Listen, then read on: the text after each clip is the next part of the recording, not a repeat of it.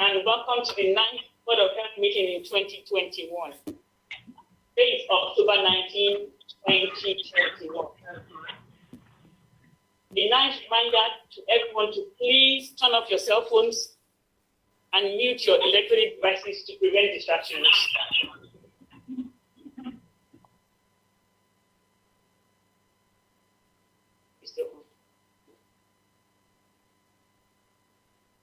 To establish a quorum, I'll call out the names of board members I see present. Please let me know if I leave out your name inadvertently. I have Miss Stacy Cox, Dr. Cynthia Makatokini, Dr. Kent, Miss Sonia Cancel, here, Dr. Altagi, Mr. John Latch, here. Any board members that I didn't mention? Yeah, Mamadou. Dr. Mamadou, welcome. Thank you. Good evening. Good evening. At this point, I will call on others present to please very briefly introduce yourselves. Jennifer Green, Health Department Director. Thank you. Ashley Curtis, Deputy Health Director. Candy York, Accountant.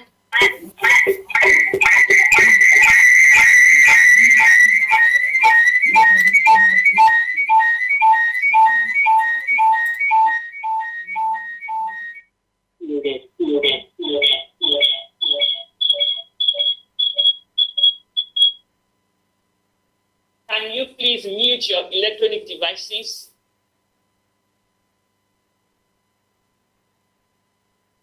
Crystal Benson, Director of Nursing. Thank you. Anyone else? Thank you for taking the time out of your busy schedule to attend today's meeting. Can we please take a minute silence to unwind and bring awareness to the present?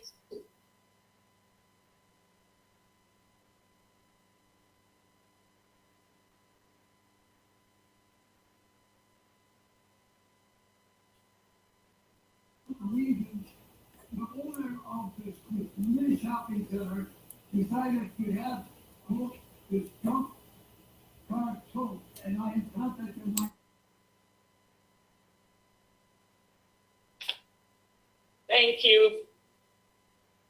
Please look at the agenda for today on page 1 of your packet. That's right.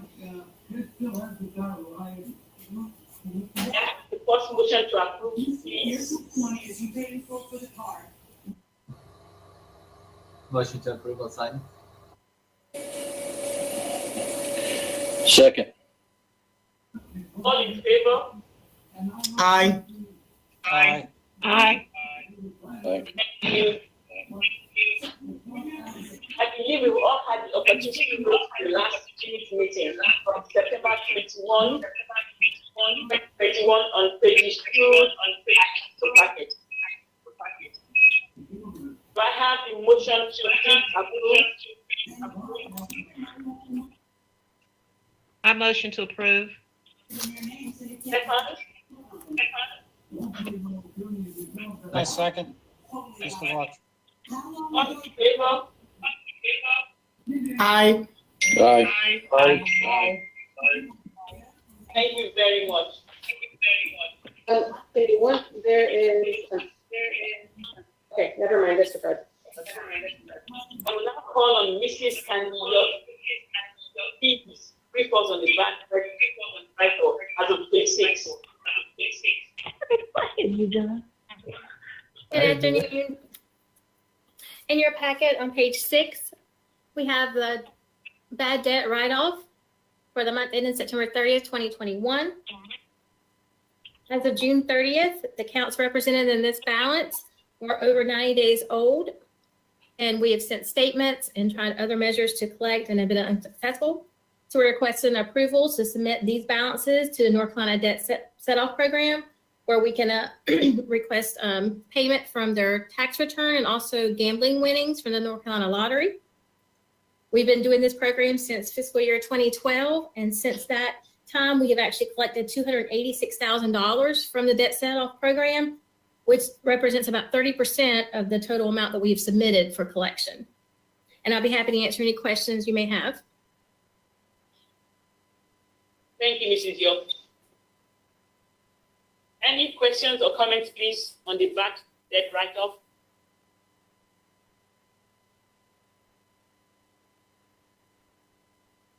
May I have the motion to approve the write-off, please? Unmuted. I motion to approve. Thank you. Second? Second. Motion to approve. All in favor? Aye. Aye. Thank you. The next item on the agenda is we are asking for the December 2021 budget to be moved from December 1 to December 14, 2021. The reason being, 21st of December falls on the week of Christmas. And with the hustle and bustle of the festive period, we think putting on the 14th will seem more logical and free us to spend more time on home activities. Does anybody have any questions, comments, or better suggestion on the dates?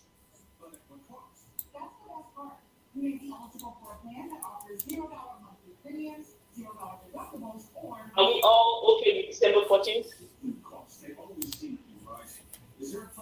Yes. Yes, that works for me, yeah. Yes. Yes. Thank you. So, can I have the motion to approve the meeting for the Board of Health, please? Same time. All in favor? Aye. Aye. Aye, in favor. Aye. Aye. Thank you.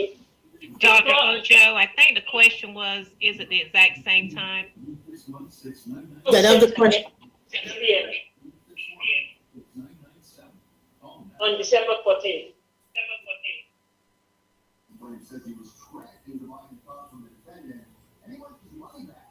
Does that answer your question?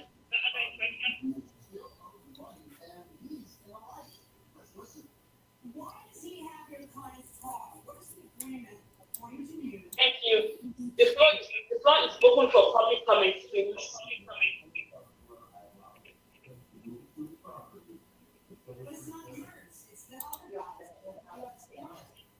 Okay, we don't have anybody from the public, but now we will close the floor for public comment, and I will call on Mrs. Candido. Please present the financial report as on 57 through 12. Mrs. Candido. Yes, ma'am. Page 7 is the monthly financial reports for the month ended September 30th, 2021. At the close of the month, our revenues exceeded our expenditures at $274,359.41.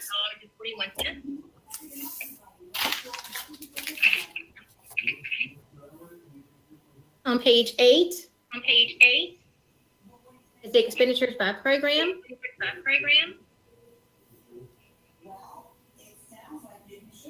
And at the close of September, we had expended 15.09% of our annual budget.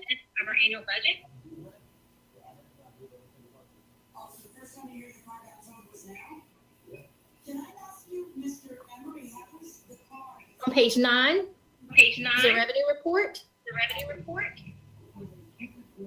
Representing state and federal allocations at the top.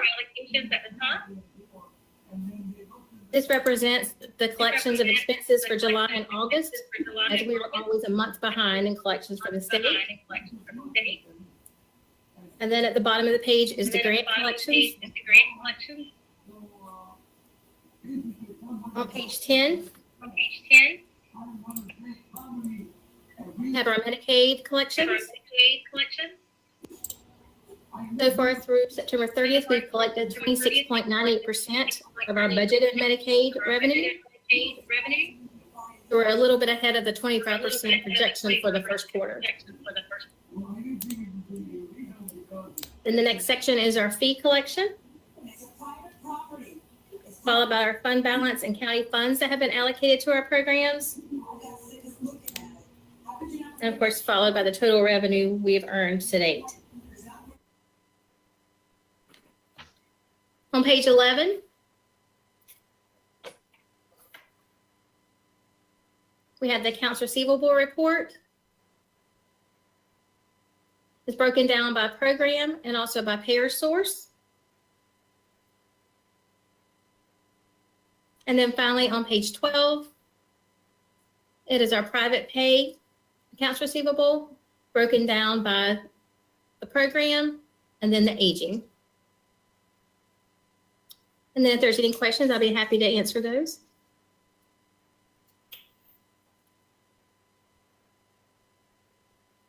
Any comments, questions, please, for Mrs. York?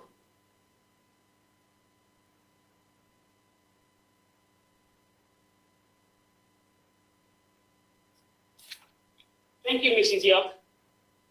Next on the agenda is a review of the workforce development plan by Miss Ashley Curtis.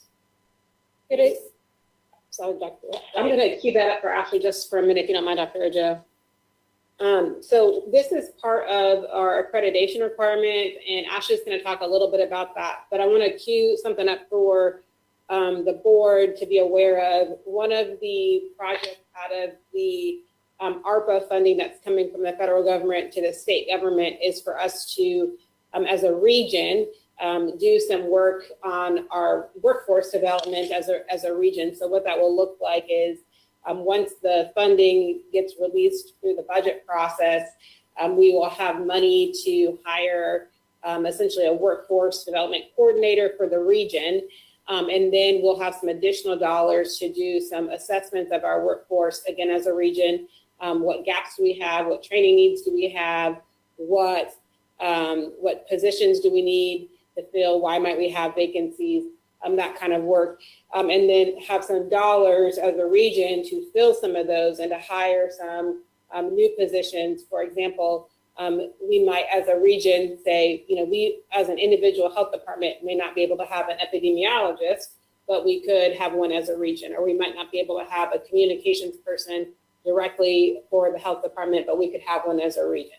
So that's coming down the pipe. So you're going to see some of that reflected in this plan, especially as we think about training and development.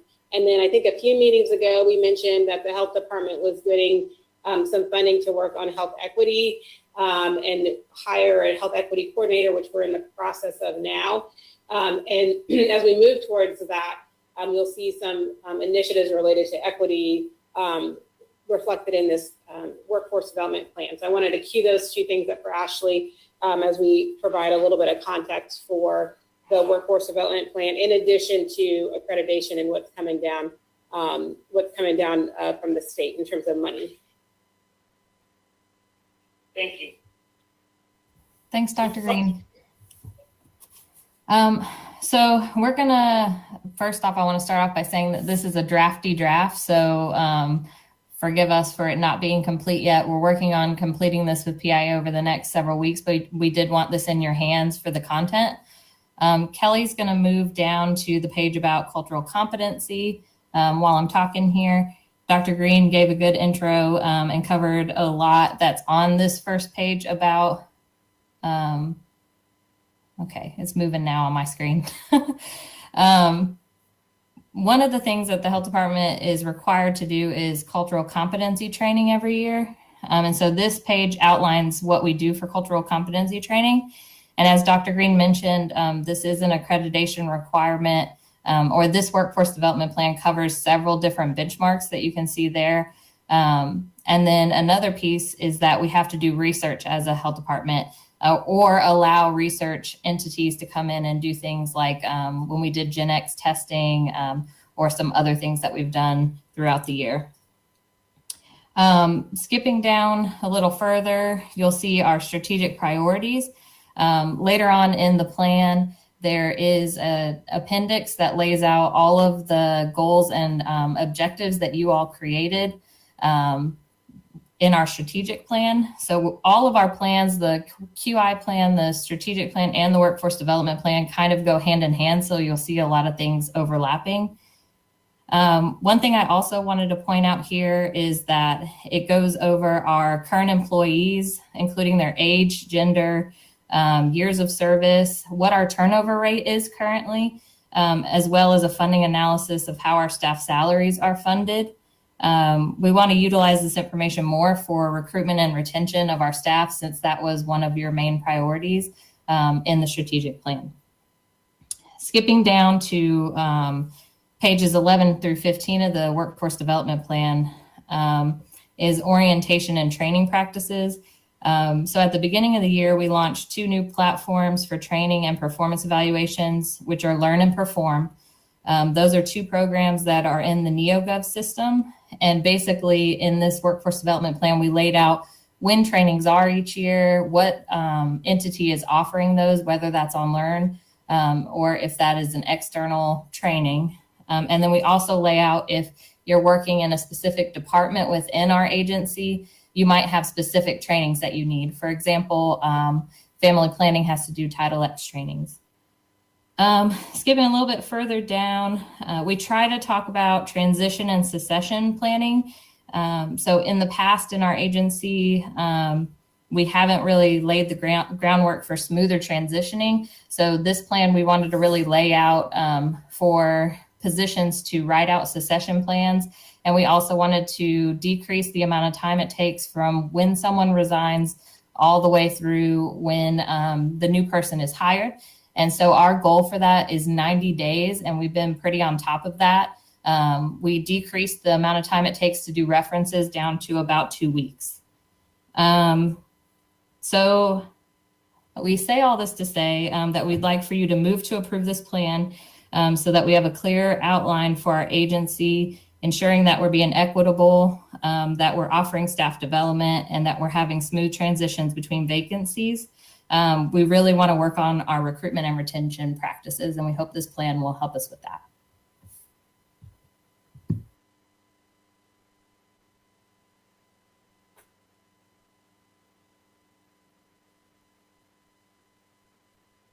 Thank you so much, Ms. Curtis. Do we have any questions or comments on the workforce development plan?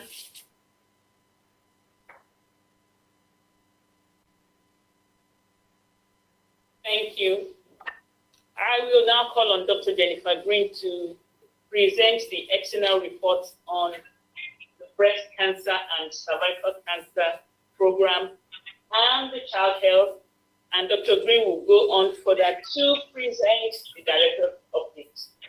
And if I can pause one more second, Dr. on that report, I'm realizing that the workforce development plan, we probably need to do an action item on that. And so what I'd like to do is, if the board will allow, is to approve that today as an action item. We'll go back up to the top, or to put it on next month's agenda, knowing that we've discussed it this after today, and we'll move to approve next month. So either way is okay with us. So our PIO department, as Ashley said, is kind of fixing the minor details in here. The content is ready and it's the same, but are fixing formatting things for us and links and that kind of opportunity. And then this will go on our website. So how would the board like to proceed? That's open to board members, please. How do we want us to proceed? Either doing a vote today to approve or to putting it on as an action item for next month.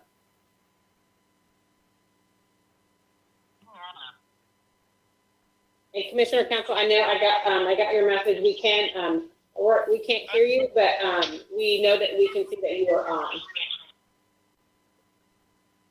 Thank you. Thank you. So, board members, please. Should we go ahead and approve the workforce development plan today, or make an action item for next meeting? Let's go ahead and approve it. Thank you. May I please have the motion to approve the workforce development plan? Make a motion to approve. Second. I second All in approval. favor? Aye. Aye. Aye. Aye. Thank you very much, board members. Thank you, Dr. Jennifer Green. Thank you, Mr. Head and present. Yes, thank you, board members. So we have two quick external reports. So this is a practice that Mr. Dwayne Holder started when he was the interim director to make sure that we are sharing with the board any reports that we get back from the state. And so you have two in your packet for today. The first one isn't an annual report, but is a technical assistance report for our breast and cervical cancer control program. So that's on page 35 and 36 of your packet. I want to go down to page 36 to highlight a few items that Okay, you could make it go to 36. Yes, Kelly, can you go one more page? Thanks, I'm sorry about that. That really summarizes the overall report. And the first is that our state consultant has noted that this is, despite COVID, we are continuing to screen for breast cancer and cervical cancer. We're seeing even more patients in 2021, and that we have our patients scheduled through October of 2021 already. This report was completed in the month of September. On page 37 of the report, we have expended 100% of our targets for 2020 to 2021. Our BSIP coordinator is working on our breast cancer awareness month activities, which she is implementing now as we try to work in collaboration with our health education department on our awareness month activities, which have included some promotional items for our own staff, and to make the public aware of what's available in terms of screening. We have, our coordinator has reflected that she's had success working with our Department of Social Services, so many thanks to them, to get them on Medicaid and to expedite cases. We are still pre-pandemic. We had a DSS employee co-located in our office. And once we are able to resume more normal activities, we're going to re-explore that opportunity with DSS. And then we are up to date on all of our trainings, and our coordinator's up to date on all of our trainings. And we will, the next monitoring event for this program will be in December of 2022. Our next report is for our child care health end of year report. And the purpose of this report is on page 38. And the purpose of this report is to assure that we've met the performance measures and reporting requirements laid out in our agreement addenda. This report reflects that although we did not meet all of our metrics due to COVID, we do not have a corrective action plan, and we are not designated as a high-risk sub-grantee or sub-recipient. The state anticipated that most health departments, because of our COVID response, would have some metrics that we would not be able to meet because we pulled our staff in from various clinics to work our COVID vaccine clinic. So this was fully expected, which is why we're not designated as a high-risk grantee, and we didn't have a corrective action plan or any items that we needed to follow up on based on our end-of-year report. So I'll pause there to see if there are any questions about those two reports. Any questions, please comment on those two reports. Thank you. Dr. Green, please present the director's update. So the next report will start as usual with a COVID report, and thank you, Danny. So this starts with our map of our COVID-19 data. As we were in the last meeting, we're still in a community of high transmission, although depending, this has varied a little bit. In the last week, we've had at least one county that turned orange on the map. So I think we're progressing forward. In the last 7 days, we've had 407 cases 1,035 in the last 14 days. So our cases continue to drop, which is a good thing. But of course, we're still much higher than we would like to be and higher than we were over the summer. So the good news is we're making progress. Our case positivity rate is at 7.6%, which is above where we'd like it to be. We'd like it to be 5%, but this is certainly getting us back closer to where we were earlier in the summer and in the springtime. And then throughout the course of the pandemic, we've had 452 members of our community that passed away due to COVID. This chart reflects our testing data and reflects that our testing data over time. So you can see the testing data sort of follows the waves of the pandemic. We've seen a bit of a drop off in testing over the last couple of weeks, but still fairly high in terms of the number of tests that are, the number of tests that are performed week to week. So we anticipate that our testing numbers will go back up as we get closer to the holiday season, just like they have in previous years. This data shows the same data that we looked at, just in a different bit of a way, so you can see the trend data. So the top chart in green shows the trend line in terms of our percent of cases that come back to us positive. This is a little bit different. This is our CDC data. So they use a different measure of case positivity, or a slightly different data source rather. And so, but the general trend is the same, that we're seeing declines in our case positivity rate. And then this also reflects the number on the bottom of tests that we performed in the last 7 days on average. And you can see, this is the trend line over time since April, that you can see on the bottom where we had a surge in cases or surge in tests being performed in July, and then we have dropped off in the last couple of weeks as our number of cases have slowed down.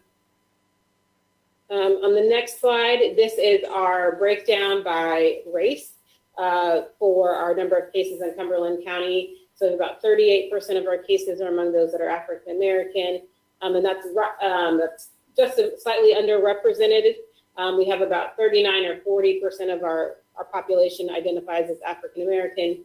41% of our cases are among those that are white, and about 1% of our cases are American Indian or Alaska Native. This breaks down by age. So you can see that the majority of our cases continue to be among those in the purple bar, but for those that are 25 to 49 years old, and then our 18 to 24-year-olds don't fall too far behind them. We have seen an increase in our younger age groups, in particular those that are too young to be vaccinated, and those that are 5 to 9 and 10 to 14. Although those percentage points are still small, we are still monitoring those numbers carefully. A few updates about testing. I think we are gearing up for this at the last meeting. We have 2 types of at-home tests available at the health department.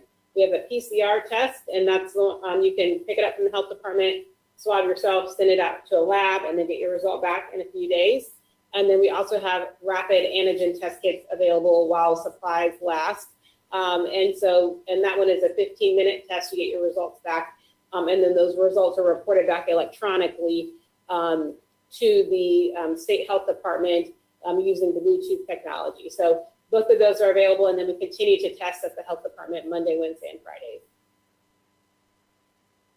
So in terms of vaccination rates, this is from our CDC data tracker. I'll point out a few items here. About 55%, almost 56% of our total population is fully vaccinated. If we look at those that have just 1 dose, we're about 65%. So we're getting there. And of course, this includes people that are too young to get vaccinated. So about 17% of our population is not yet eligible to be vaccinated, but will be soon.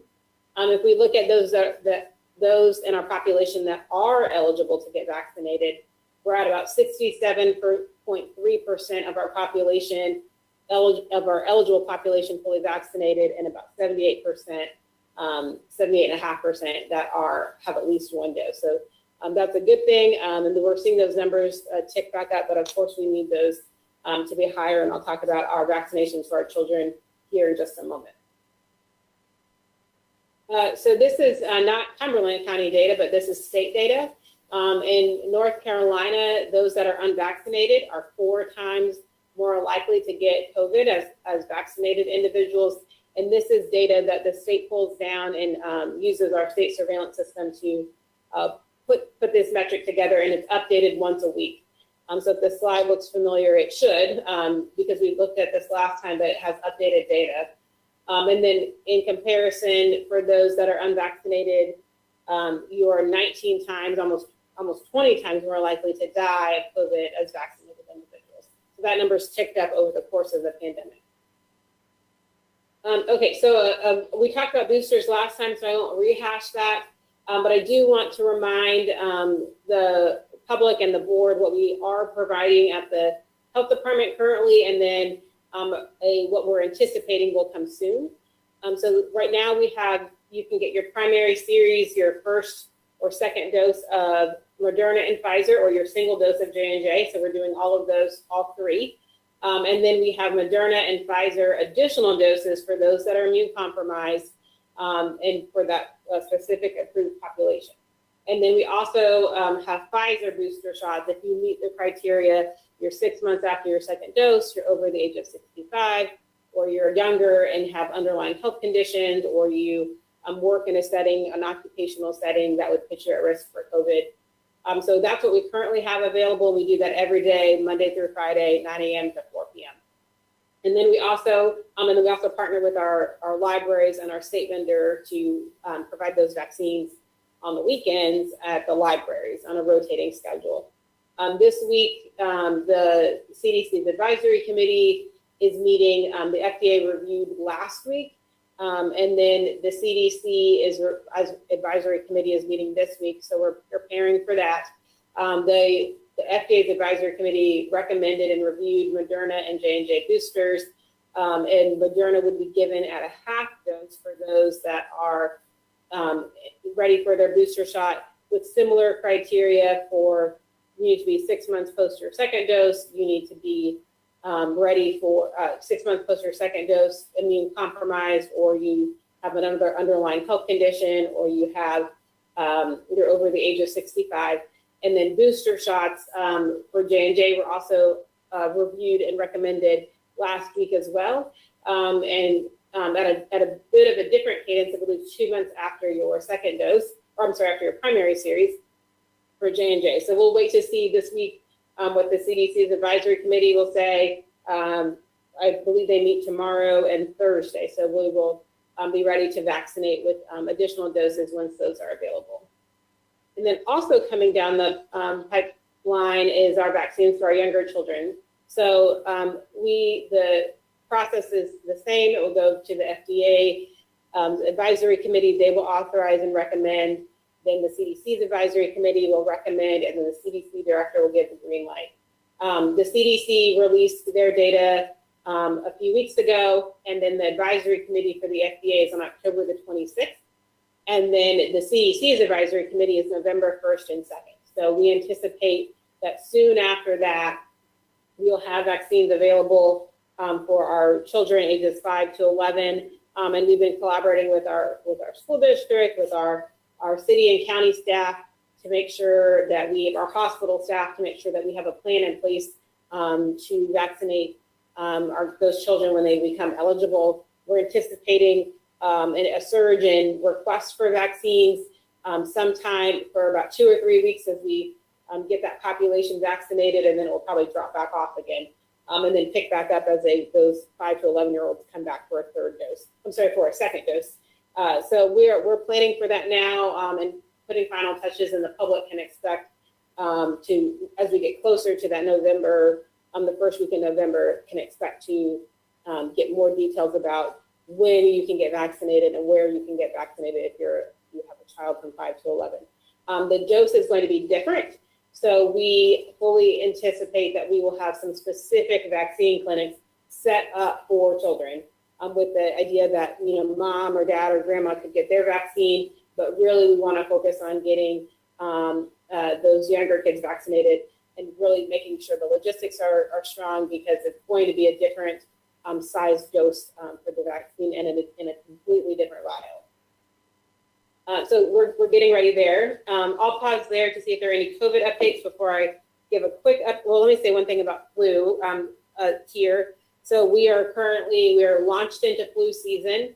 The board last month approved our waiving of the fees for our admin fee for flu, and then also approved our fee schedule. So we were able to begin offering flu shots after this board approved last week. The county commissioners approved the fee schedule, and as well, including our flu fees and waiving the admin fee. So we were able to begin vaccinating. Last week, is it already last week? Maybe 2 Saturdays ago, we had our Vax Your Pet, Vax Yourself event at the health department, where we offered rabies shots, flu shots, STD testing, COVID vaccines, with the idea that you can vaccinate yourself and then you can vaccinate your animal as well. And so we're really proud of our staff for it was held on a Saturday, so we can make it accessible to the public. And with funding from the Cumberland Community Foundation, we were able to do some gift card raffles and giveaways, and we're excited about the opportunity. So we are up and moving with our flu vaccines, and they're available at the health department. And this year we're able to offer them at no cost to the public, regardless of your insurance status. So I'm going to pause there to see if there are questions before we talk about strategic plan update.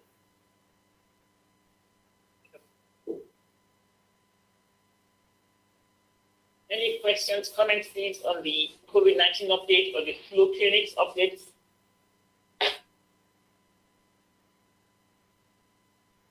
All right, we'll move forward to the strategic plan update.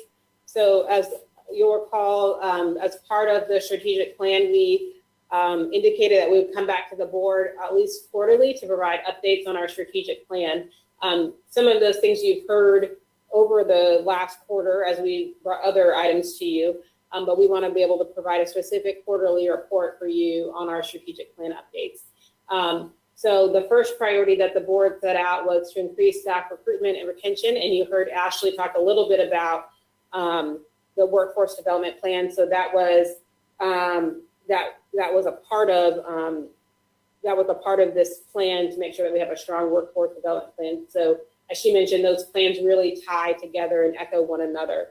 The other piece that we've been doing, sort of an overhaul or review of our interview questions.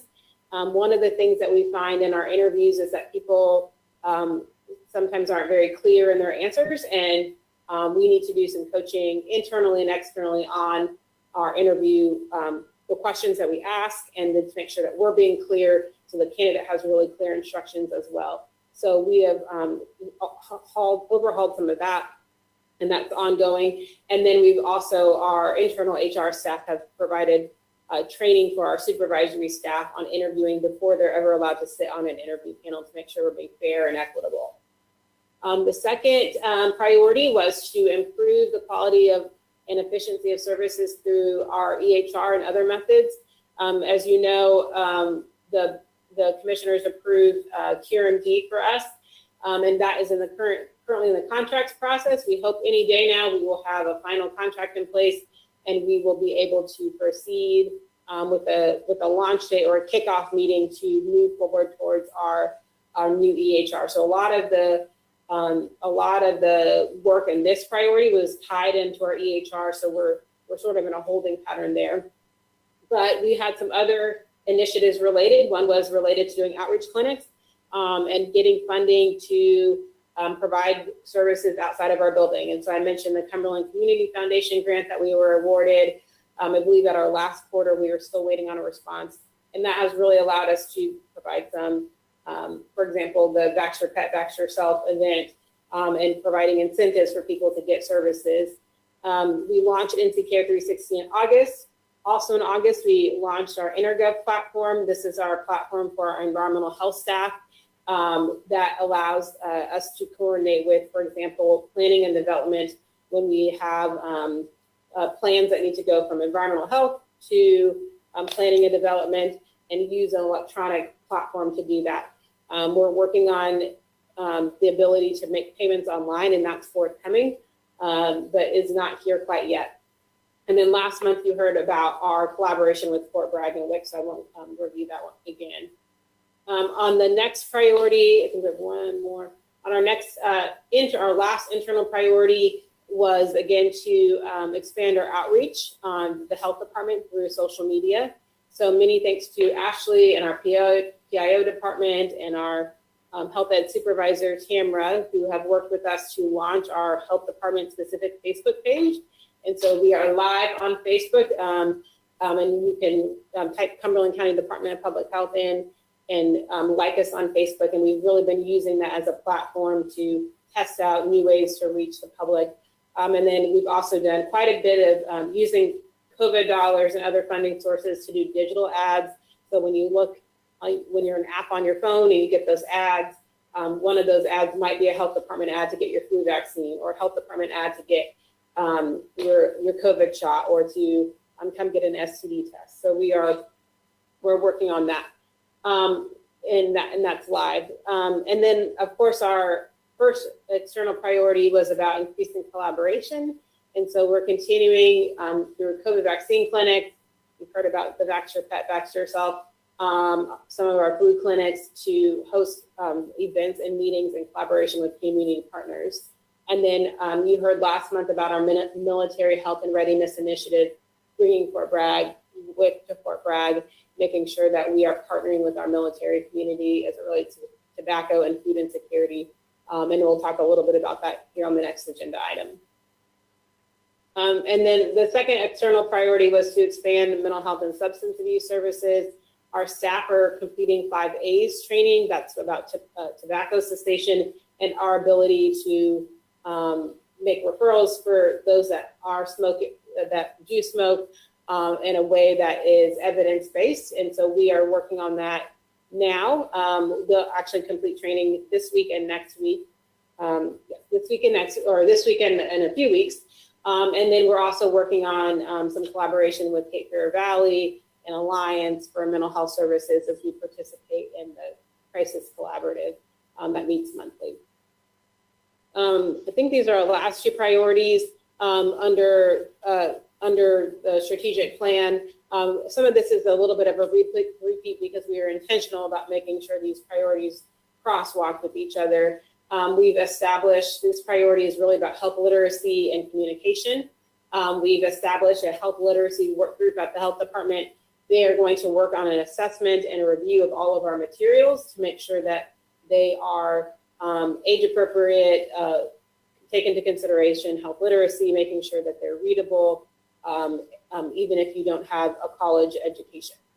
And then we're also working on a review of our website to add some frequently asked questions about chronic diseases, and then to produce some health literacy videos on platforms like CCNTV that you're watching today.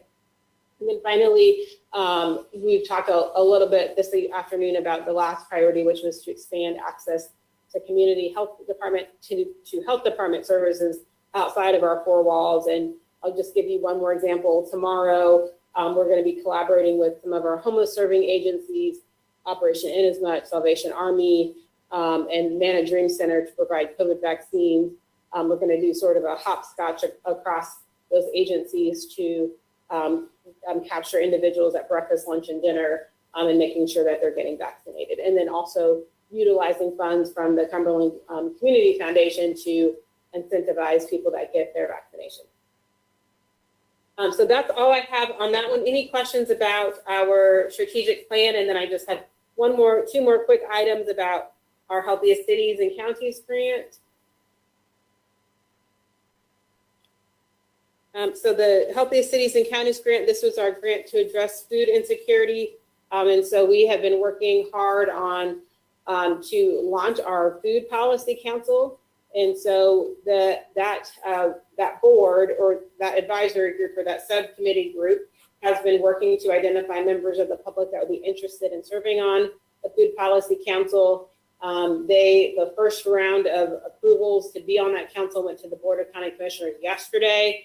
There'll be another round here in a couple of weeks.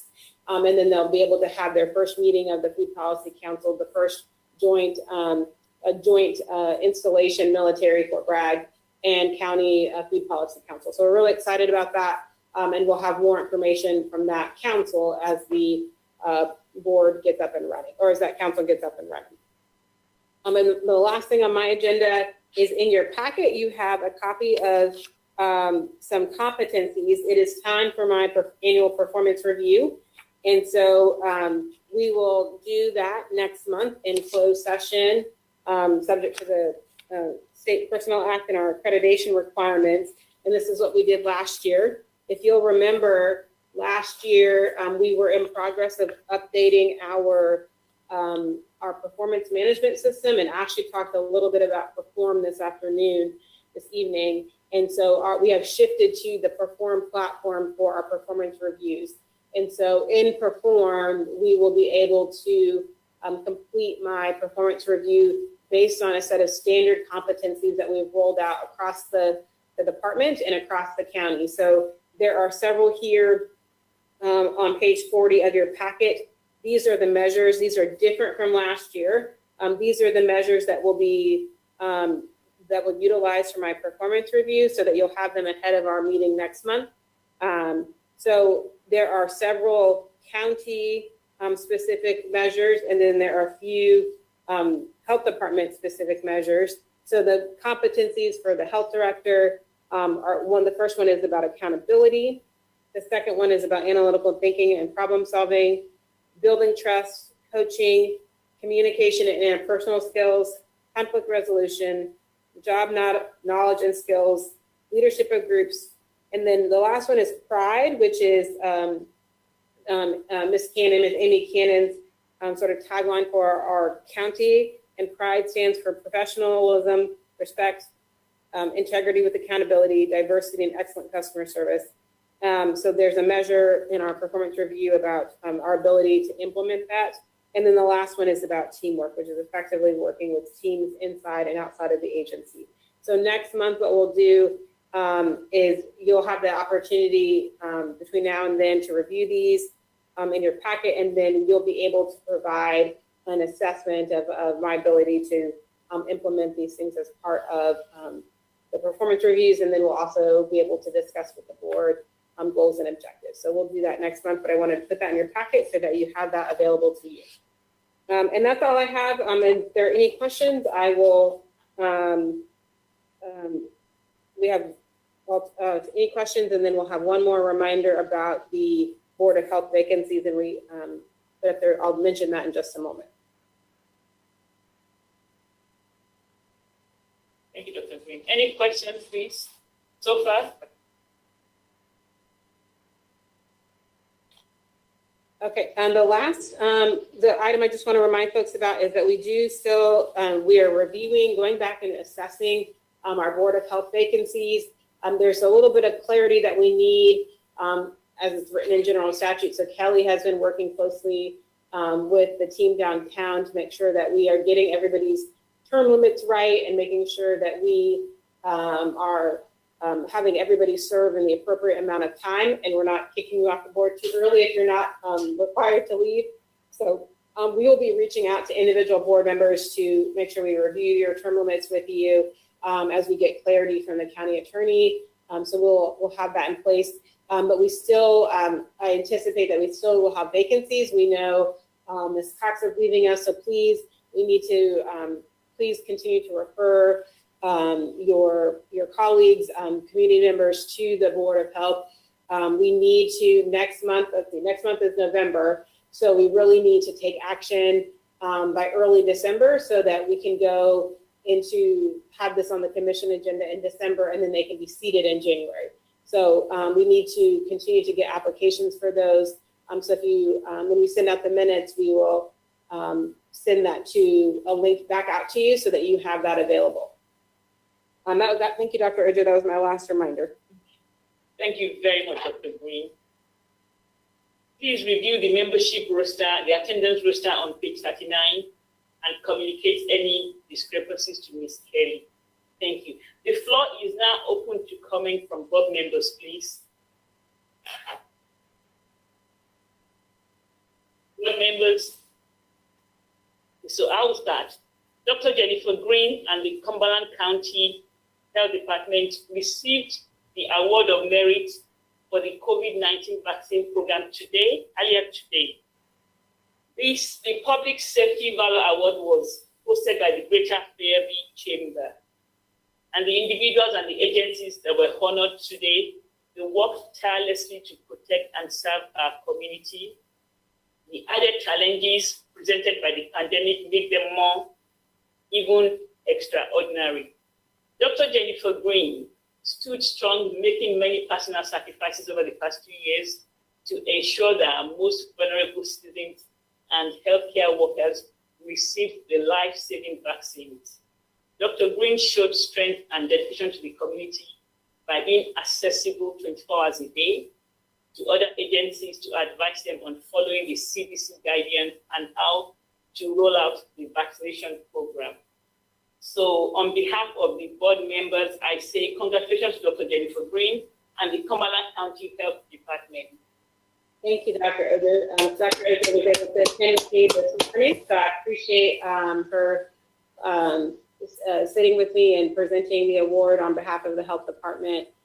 So we were alongside many, many other great first responders that have, including our hospital colleagues that were well deserving as well. So thank you for being there this morning. Thank you, Dr. Griffey. Thank you all for attending today's meeting.